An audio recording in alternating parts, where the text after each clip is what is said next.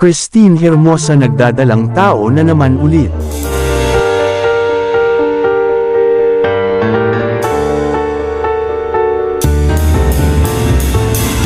Pinaghihinalaan nga sa ngayon na nagbubuntis na naman ng pang-anim na anak ang actress na si Christine Hermosa.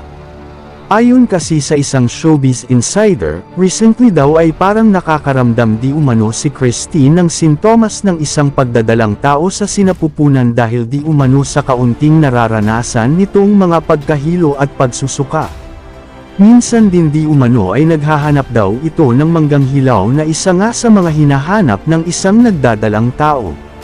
Masaya naman ang mga tagahanga sa balitang ito sapagkat madidagdagan na naman ang lahi ng actress na si Christine. Ayon pa nga sa iilang mga netizens, isa itong magandang balita sapagkat gusto nga nilang magkaroon ng maraming lahi ang actress dahil sa taglay nitong ganda at marami ang humahanga sa kanyang maladyos ang kagandahan. Ayon pa sa chika, wala naman talagang problema kung sakaling totoo ang balitang kumakalat sapagkat napakalaking blessings naman ito para sa nasabing actress.